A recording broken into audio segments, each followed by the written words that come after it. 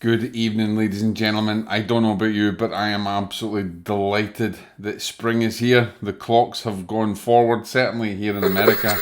I don't know if it's the same in the UK yet or anywhere else in the world. The clocks have gone forward here. It might be a little bit, the sun's coming in here, so it might be a little bit bright, but I'm not going to change it because I like it. I like it the way it is. So, welcome to Deadly Departed.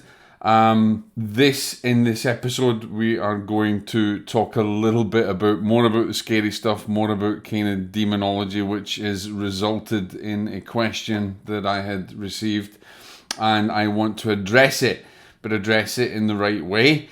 Thank you for listening on the podcast if you are doing. Thank you for watching on YouTube if you are. And if you haven't subscribed before, then please do so. For those of you who have joined me recently, welcome and thank you for joining. I look forward to engaging with you. And if you want to ask me any questions privately, then you can engage with me on Instagram.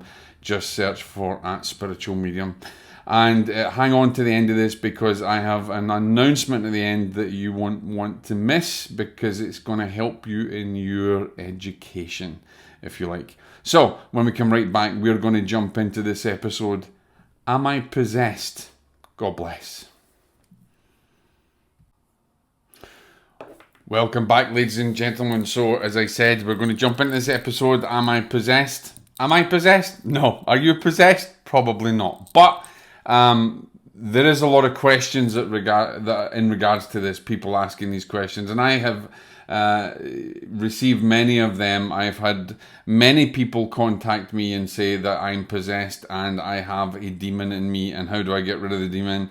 So there's a little saying that I've got to remember. There's a little saying that I normally teach, that I normally say, and basically that is if you know you're possessed, then you probably are not.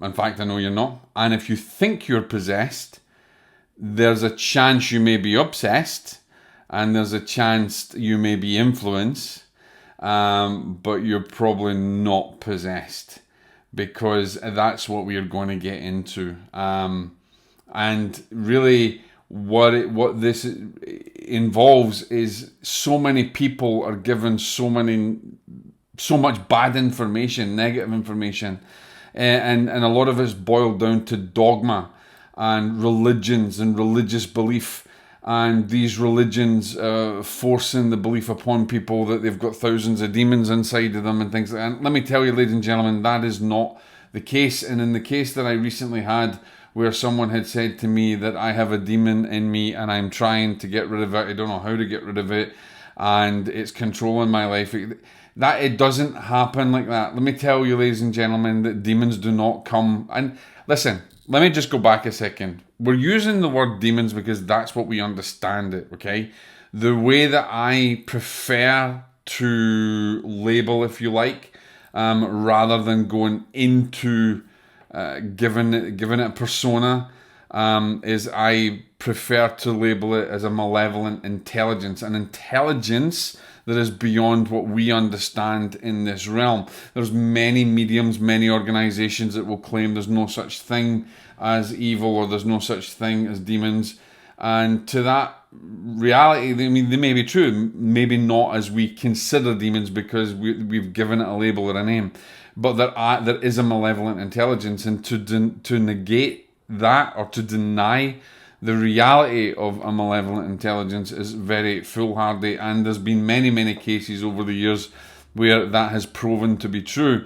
But the reality is that a lot of people, because of dogma and because of religious beliefs and because of environmental pressures, and also from a point of not taking responsibility in their life, many people will claim that they are indeed affected by a demon, or that they have a demon inside them, and that's why they react in that way, or that's why they're behaving in this way. And it's kind of like looking for a crutch, just looking for something to blame. The reality is, demons don't come with a calling card. If you've watched the previous episode or listened to the previous episode, the Demon of Brownsville Road, where we discussed this, you'll notice that in that case with Bob, It was a very slow, deliberate intelligence that built up over a long period of time. The demonic are not going to come with a calling card and let you know that they're there straight away and that they're inside you. Most cases where people have actually been in the throes of oppression, obsession, and having it manifested through invitation, it is very, shall we say, it's subtle. Okay, it's so subtle that you don't necessarily recognize it. And that also then goes hand in hand with the people around you may not notice it or recognize it. So if you're at the point where you're actually considering that you may be possessed, or you think you're possessed, that's probably 99.9% not true. It's not. It doesn't happen like that. It's not going to happen like that. A real malevolent intelligence is a lot more intelligent than you. They're going to try and gain a foothold in your life, a control of your will. There's many, I'm not going to go into the ways of possession, that's for another video. There's many different ways of obsession, possession, oppression, invitation. There's so many different ways. What I would say is you can check out my book for information, Deadly Departed, The Do's, Don'ts and Dangers of the Afterlife. And you'll see up here that I actually have, I'll show you a picture of it and you can get it in Amazon or wherever you want to get it. There's a lot of information in there. The reality is, if there's a possession that's going to happen, or a potential possession, or a potential obsession, you're not going to notice it. The very fact that you think you have a demon inside you tells me that you don't, okay? And that can boil down to you not taking responsibility in your life. That could be looking for answers to problems that you just want to skip. You want to say that this is the reason I am behaving like this. I have an issue with this, or it's not me that, the big boy did it and run away, or a ghost made me do it, a demon made me do it. It doesn't work like that, ladies and gentlemen. So when someone comes to me and they say I am possessed, I have demons inside of me, I know that they necessarily don't. When someone or a family or someone in an immediate environment comes and says we need some help, we don't know what's going on, these are the things that's happening, then we can start to look at developing a case. Then we can start to look at, could this possibly be an oppressive intelligence? Could this be a diabolical intelligence? Is this of another realm? Is it not within this material world, a grounded spirit or something like that? Or is it just them? When someone is coming and saying that they've actually got it 100%, they know they have it, it's in them, and this is the way they aren't, and it's normally just a way of escaping responsibility in some way. So how do you deal with that? Well, one of the things you've got to come to reality is that if we talk about real diabolical possessions in the last 100 years, there's been very, very little. It's very, very rare. Yes, it's increasing at the moment because there's a lot of increasing in paranormal phenomena, not so much diabolical possession, but paranormal phenomena or paranormal goings on, which I don't subscribe to as being paranormal, because it's kind of normal. It's just part of life on the other side and here. But there's a rise in phenomena. There's a rise in things happening, and that's down to many different reasons. Dabbling in the occult, the interest in the afterlife, there's a lot of misinformation. There's people diving into things that they shouldn't be. There's a high disregard of discernment, and there's a lot of people don't even know what discernment is or even how to discern. And then we have the problems with religious dogma that breeds fear within us, a fear within the people that follow it. And this also kind of perpetuates this idea that someone may be possessed or that you are possessed. So let me tell you, ladies and gentlemen, if you're considering and you are with your faculties and you think that you are possessed by a demon, you're not. Have a look at your life and look at where you're being blocked. Have a look at your life and everything that's around you, and recognize there may be some changes that you need to make. Maybe you need to lead a more spiritual existence. Maybe you need to take up more of a spiritual path in your life. There is going to be other explanations. And of course, we must never rule out the fact that there could be a mental imbalance. There could be an issue, a behavioral issue, and that means that we need to bring in, or you need to bring in professionals such as psychologists, psychotherapists, that kind of thing. And I've worked with a number of these people before, and psychologists and psychotherapists, psychiatrists.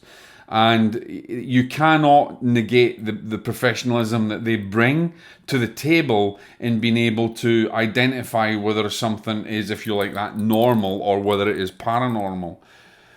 So if you're asking yourself, am I possessed? Do I have a demon inside of me?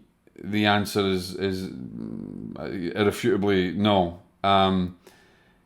However, when people are starting to experience, like I said, just going back there, when people are starting to experience phenomena happening in their lives, and there's a pattern to it, and there's an intelligence to it, there's an intelligence beyond it. Now, demonology or the paranormal or anything you want to label, there is cases of this that go way back, even in mediumship, way back to our pioneers of the day. We've had Silver Birch that's told, warned us about, evil, and we've had various other trance mediums, and even Leslie Flint that brought it up. We have, I got to remember some of them, D.D. Hume. There's so many, Helen Duncan, there's so many past pioneers of mediumship in the afterlife that have had these experiences and do not negate them. Alex Kardec, or Alistair Kardec, I can't remember the first name, but Kardec, and there's so many more that we can talk about. E.H. Wallace, we have so many. I could go through them. I could just get a load of books out and go through all of these people. So the existence is there, but even before the mediums, the existence of evil, or the existence of an oppressive intelligence or a negative intelligence, has existed way back in eons of time, back to biblical times, back to even before then. So if that has been going through our whole history and the whole of time, then we cannot just turn around and say it doesn't exist and it's just a fallacy. And if we have cases which have confounded or confused science and confused professionals to what has happened, then we cannot just deny it and not take it seriously. So when someone comes with that problem, we have to take all these factors into consideration. It takes a great deal of intelligence gathering and talking to professionals as well as mediums, psychologists, doctors, psychiatrists. Everybody has to get an input in there to identify, is this a potential issue? Even way back in the day in the Catholic Church, they consulted with doctors and psychiatrists, etc. And we have psychiatrists in the modern day that are actually working with the Vatican, such as Dr. Gallagher. There's so many people that have been involved in this side of things, and not just in the Catholic religion, but in other religions as well. So, taking dogma aside, okay, a malevolent intelligence, when it's trying to get a foothold in someone's life, it's going to be so subtle that you will not notice it. If you think you are totally possessed, you probably aren't. There's not to say that there may be phenomena in your immediate environment that has to be investigated. But guys, if you're asking, am I possessed? The chances are no. And you would need to reach out to a professional to get a professional opinion or to get a professional investigation done to identify if it really is a malevolent intelligence. So, for those of you out there who are scared, or those of you out there who are fear-driven, and you think you have demons inside you, you don't. That's not true, because a malevolent intelligence is far more intelligent and far more clever than you'll ever be, and a lot of us out here, and it will be so subtle, it will start to destroy your life from the inside out. And try to take over your will. So if you're thinking things are going wrong and you're just, you've been told by a pastor, or you've been told by someone that you're possessed by demons, no, you're not. And that's scaremongering.